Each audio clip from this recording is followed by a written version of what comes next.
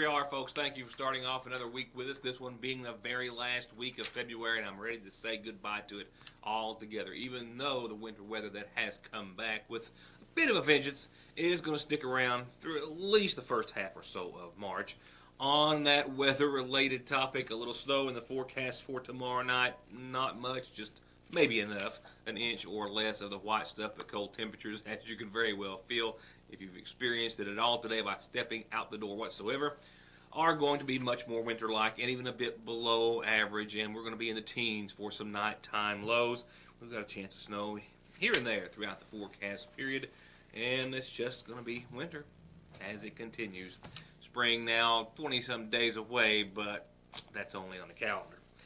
Now, it is tournament time. The district tournament tonight for the 57th district kicks off tips off, we should say, at Johnson Central, and that's where I'm off to. This show actually taped just a bit early, and I suspect we're going to be just a bit brief in order for me to get over there and try to get in on all the action, and I'll be keeping you up to date with highlights and scores throughout the entire week, and tonight we'll take a quick look as to how everybody got to where they are as far as their final season, regular season averages, that is, and their last games of the season. We'll also talk about the McGoffin County High School dance team who brought back a state championship trophy over the course of the weekend. I was there tagging along with Lacey and her team, and we'll congratulate them tonight, and some other news and information to follow. A deadly double fatality took place in eastern Kentucky over the course of the weekend, and we now know the identity of the husband and wife who died as a result of that car crash in Pike County. We know that Michael Wellen and his wife Jennifer both died as a result of the crash. It happened right around 3 o'clock in the afternoon, we're told, on Saturday over the course of the weekend in Justiceville in Pike County. There were 2 vehicles involved. We know that Mr. Wellman was traveling in his vehicle along with his wife, may have dropped off the side of the road, overcorrected, lost control, and then struck another vehicle. The Pike County Coroner's Office says that Michael and Jennifer both died as a result of the accident and pronounced dead at the scene. The accident remains under investigation at this hour. And I was unable to make it this morning due to a conflict. We will, however, as we've already spoke about him and learned so much about the great young man that he was, talk about him in the near future. And services are being made at this time, literally at this hour, just a few moments ago, on behalf of Private First Class Joshua A. Gray of Johnson County. He was always very, very, very respectful. You know, you were discussing about, like, how hard it is to remember people's names that you've met in the past or whatever. Anyone who ever met Josh remembers Josh. I've been in education for 40 years, and I've had a lot of kids, and I can probably name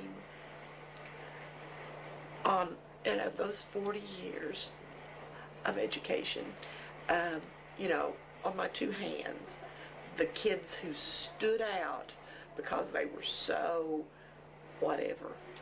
Josh is one of those 10 kids. He's unforgettable.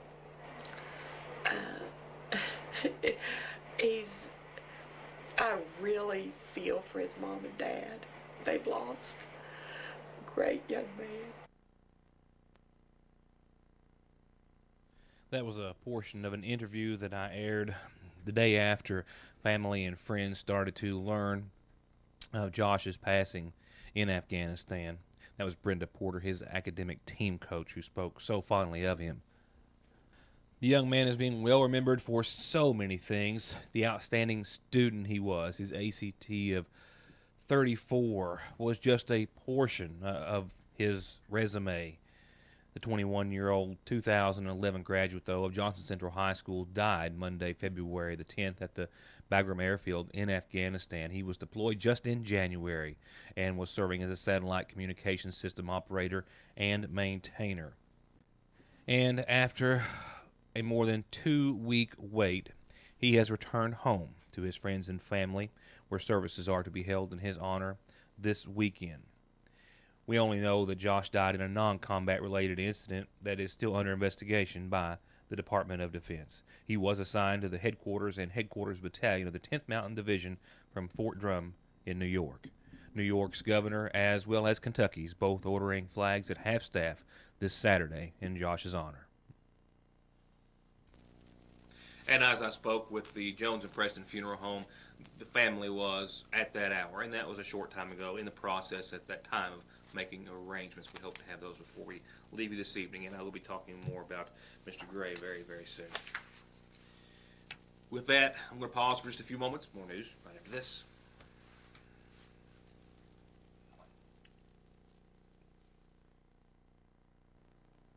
If you're thinking it feels like spring is never going to get here, then stop in the seasonal shop in Sagersville where it's already sprung.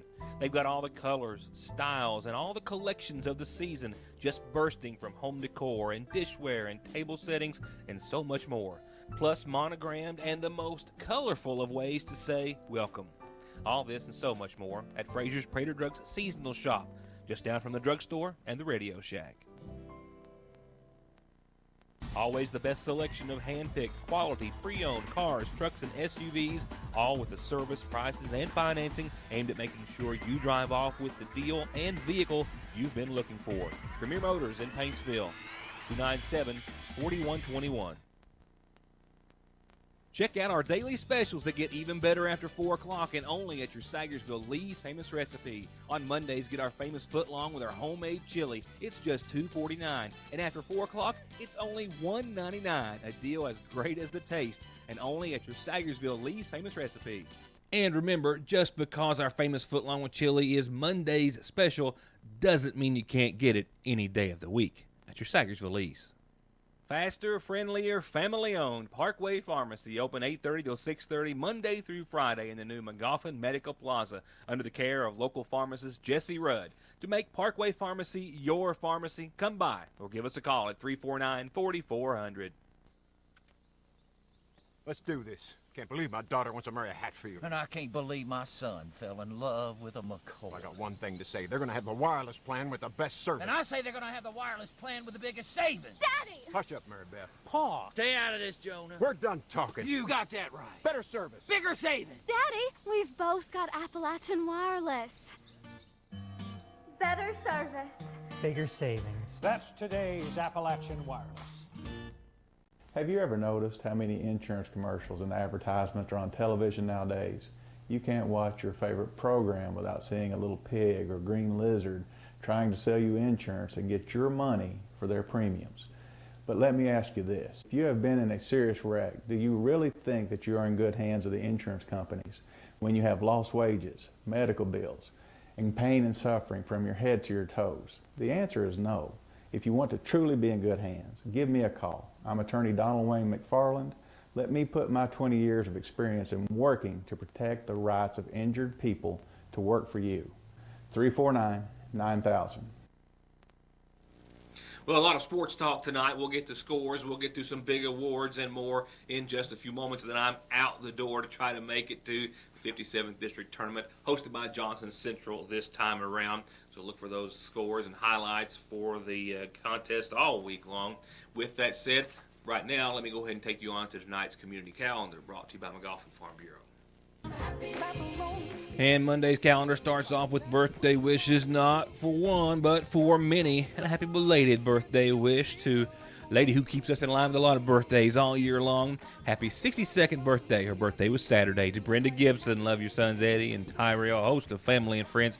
Happy birthday, Brenda. Happy birthday to Tyrell Gibson, 12 years old. Love Mom and Papa and a host of family and friends. Happy birthday to you. Happy 12th, Tyrell. I have a special 80th birthday wish to Rose Howard. Love Gail, Larry, Diane, Stanley, family, friends. Happy 80th to you, Rose. Happy birthday. And a happy birthday wish, I'm told, to Brady Turner, 12 years old today, I'm told, with lots of love from family and friends. Happy birthday, one and all. And with my apologies, I'm just going to read a few calendar announcements for you tonight. I've got them all typed in and character generated up. Monday, it's not cooperating with me, though, and I understand that. Monday's rough on everybody. So I'll be running this one all week long, and I'm so glad to hear this because it means spring is just around the corner. But youth baseball and softball sign-ups for the McGoffin County Youth and Baseball and Softball League, well, they're coming up this Saturday, March the 1st, noon till 2, in the meeting room at Sagersville City Hall. Sign-up fees are $40 for the first player, $35 for every additional sibling, and that covers the whole season. Age groups are T-ball. Per Cal Ripken rules, the player must be 4 years old before May the 1st. Rookie League is 8 and under. Minor and Major League, 12 and under. And the players' ages for all baseball divisions is determined as of May the 1st of 2014. No player can be younger than 4 or be 13 before May the 1st and play in Cal Ripken. Girls softball is 12 and under. The player's age is determined as of January the 1st of 2014, and no player can be 13 before January 1. I'll shorten that down and keep you reminded all week long with the first round of sign-ups for Montgomery County Youth Baseball and Softball this Saturday, noon till 2 at Sagersville City Hall. A couple more real quickly. The next Lunch and Learn is discussing Simply Vegetarian. Come and learn about the benefits of being a vegetarian, taught by Elliott County Extension Agent for Family and Consumer Sciences, Wenda Johnson. She'll be at the Montgomery County Extension Office this Friday, noon, and it's a free meal and a free lesson, and that's just about all you need to know for now. And a quick reminder, next Tuesday, a week from tomorrow, the Big Sandy Community and Technical College System is having their Walk for Awareness to promote March's Sexual Assault Awareness and Prevention Month. That starts at 8 o'clock that morning, goes through 5 in the afternoon. You can call 886-4397 for any questions. I will have these functioning as they normally should be on tomorrow night's program, but that's it in a nutshell for now for the calendar. But for now, we will move on to this evening's funeral service announcements brought to you by our friends at the Montgomery County Funeral Home. And we do have in from the Jones Preston Funeral Home services, as they have now been arranged in honor of Private First Class Joshua Allen Gray, 21, of Van Leer, who passed away on Monday, February 10, in Afghanistan. He's survived by his father, Seth William Gray, and his mother, Robin Rena Gray. Also, brother Dustin Mollett of Olive Hill, sister Delaney Mollett of Van Leer, and a host of other family and certainly friends. Funeral services are going to be held this Saturday morning at 11 at the Johnson County Middle School Gymnasium. Burial is going to follow at the Highland Memorial Park in Staffordsville. Visitation, friends can call on the Johnson County Middle School Friday, the day before services. Visitation will be from 5 till 9 p.m. and then it will resume at 9 o'clock Saturday morning and until services, which begin once again at 11, all of which from the Johnson County Middle School Gymnasium.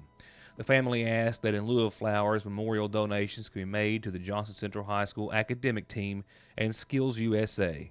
To do so, you can contact the Jones Preston Funeral Home in Paintsville.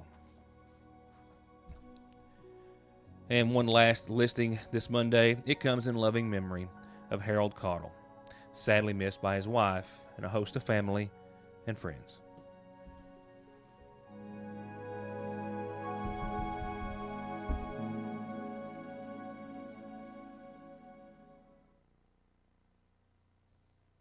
From time and money saving services like their overdraft protection, telephone and online banking services, to finding the right home, college, or car loan, to personalized checking and savings accounts designed around your exact needs, Sagersville National Bank is still your best choice and the same locally owned and operated bank that's been looking out for your family's financial health since 1902. Sagersville National, restoring the piggy bank population one savings at a time.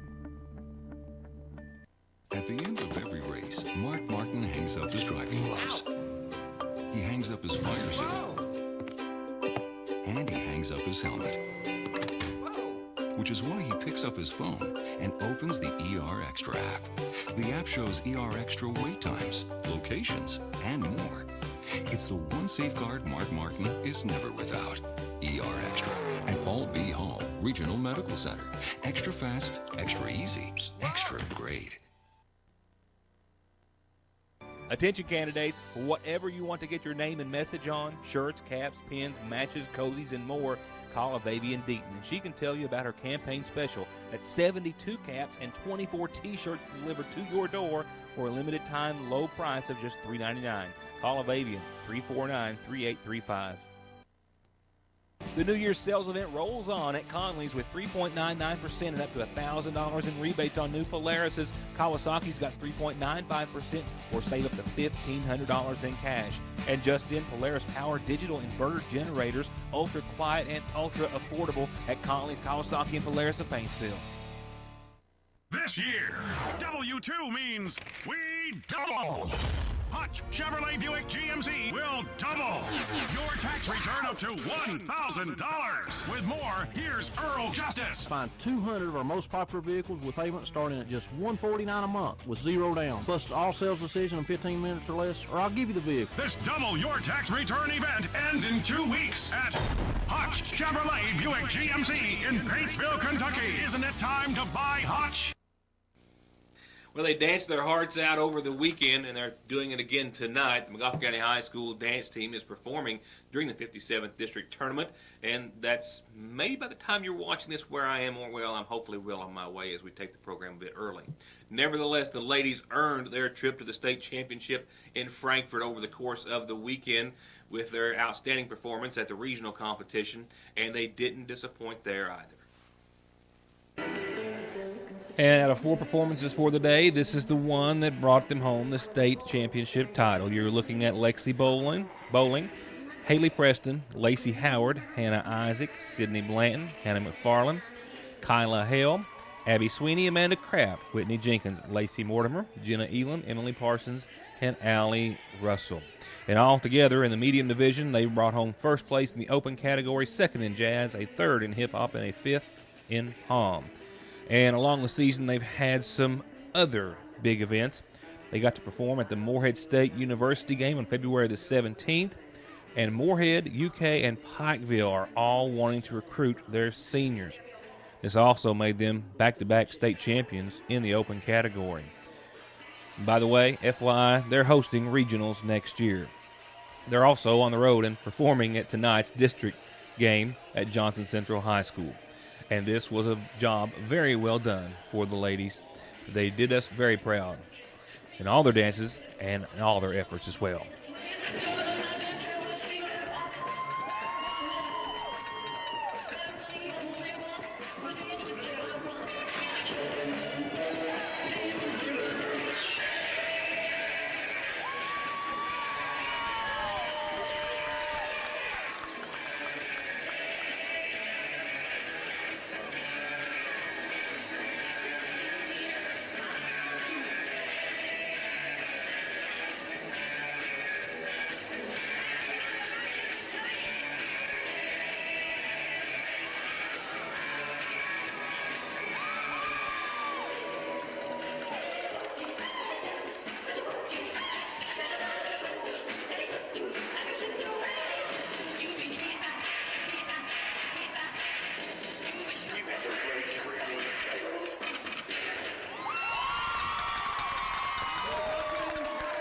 Now, I've obviously got a great deal more I could show, but I've got to try to get out of here and get to Central myself. Now, here's what's happened. The regular season is all over, and tournament action starts this evening. And here's what's happening in the 57th District. As for the McGoffin County Hornets, their last win on the road at Morgan County Thursday night, a win 49-46. That puts them officially on their regular season total at 14-12, 7-9 in regional play, and 2-5 in district action. That also puts them in action tonight. In the second game, they will be taking on the Tigers of Paintsville at 8:15 this evening in Game 2. Earlier in the season, they, at Paintsville, had a win 68-52, and then a win 60-52 over Paintsville in regular season matchups. We'll see how tonight turns out. I suspect Paintsville will be wanting a little payback. McGoffin County Lady Hornets have another win to go to a long list. I don't know, I've lost count, 12, 15 in a row, about 12 I think possibly, 10 or 12 wins in a row that is. 68-49 over Breathitt County. Senior night, Friday night, 21-4 now, sitting still very firmly atop 15th region girls basketball standings. They will be playing at Johnson Central, and that game's set for tomorrow, 6:15. They'll be playing the winner of the game tonight for the ladies. We'll let you know who that is when I see you tomorrow. The Tigers of Paintsville 68-52 win over Pikeville in their last game of the regular season schedule. We've already covered. They're playing Montgomery County tonight at Johnson Central, 8:15. Been there, done that. The Lady Tigers of Paintsville, a loss to Shelby Valley in their last game of the regular season by 10, 14-13 to wrap up the regular season. Now they're taking on Johnson Central tomorrow, 8:15, in that second game of the evening. And as for Johnson Central basketball, 84-43, a win over Prestonsburg in their last game on the road, and that was last Thursday night. That puts the boys at 20-6 from Central under Coach Tommy McKenzie, and they'll be playing the winner of the game prior, of course, Wednesday, 6:15. They'll play the first game Wednesday, 6:15. And the Lady Golden Eagles, a win over Greenup County, 58-51, 17-11 on the season, 6-2 in district play. They're taking on the Tigers of Paintsville tomorrow, 8:15. And then you go to 62nd District Basketball and 16th Region action. Coach Matthew Perry and his Cougars, 48-51 loss to Jackson City. Wound down their season, dead even, 13-13 on the year, and even in regional. That's supposed to be district play as well. I've got those backwards. And they are taking on East Carter Thursday at 7 p.m. Morgan County hosting the 62nd District Tournament all week long. And for the Lady Cougars, 52-61, a loss to Lee County, puts them behind the 8 ball, so to speak, at 10-14 in the regular season, but they're hoping to improve on a few losses in a row as they wound down the regular season, taking on East Carter. That tip-off set for 6 o'clock this evening. We'll know tomorrow what happens, and how it turns out. Now let's see what's... I'm just telling you, I'm so tired of winter. And I like winter. I like the snow, but it has wore me completely down. We did see right at 42 degrees today here at the newsroom, ever so briefly, a low of 23 when we woke up this morning. And look at tomorrow morning, pretty much ditto, says the National Weather Service and all the latest computer renderings. And they also all indicate that it's just going to get a little colder. Mostly cloudy skies tonight and that low of 23. Should be followed by right around 40 degrees tomorrow and some more snowfall. Enough for a snow day? Can't say. I can say that we expect to see 40 degrees followed by half that for our nighttime low and a little sunshine and a little cloud cover tomorrow. As far as snowfall, well, here's what we're expecting. Chance of rain and snow before 1 a.m. and then changing over to all snow with a northwest wind, maybe 5-10 miles per hour after midnight. New snow accumulation, an inch or less, looks to be possible for most everyone in the viewing area, if not all. We'll wake up to a little lingering snow shower or two on Wednesday morning, and then we'll wake up to temperatures that are not going to climb hardly at all. I'm afraid that's correct. 26 for our daytime high on Wednesday. Here we go again. That low of 18 might be a little optimistic for nighttime lows Wednesday. I'll know more when we get a little, well, we'll say 24 hours closer on tomorrow night's show. Skies will clear, and the snow will go, but temperatures will fall. Thursday, 38-18 for your high and low. Sunshine makes a return, mostly clear skies across the board on your Thursday. Friday, 39-27, more sunshine, then another round of precip, and that will come Friday night with a chance of rain and or snow and or both. We'll go into Saturday with 43 and 24, mostly cloudy. Another shot of some lingering precipitation Saturday morning. It will be in the form of snowfall, waking up to 24 degrees. And Sunday for the end of the weekend, which is ever so far away, partly sunny, 38 degrees, a low of 27, and another shot of some more rain and snow, and another shot on Monday of next week as well, and another shot probably thereafter. The forecast really doesn't go that far, but I don't see any change in the trends or patterns through, well, the end of this week. The end of this month is the same thing, and for a few weeks into March. Well, as I've already said on more than one occasion, I'll not say it again. Okay, I will. I'm on the road, out the door right now to catch some highlights and bring back to you wonderful people for watching this show. You're wonderful anyway, but you're even more wonderful for watching this show. And we'll talk about district tournament action and so much more when I see you back here tomorrow night for more of Your News Today. Thank you so much. Thank you so much for watching. Good night.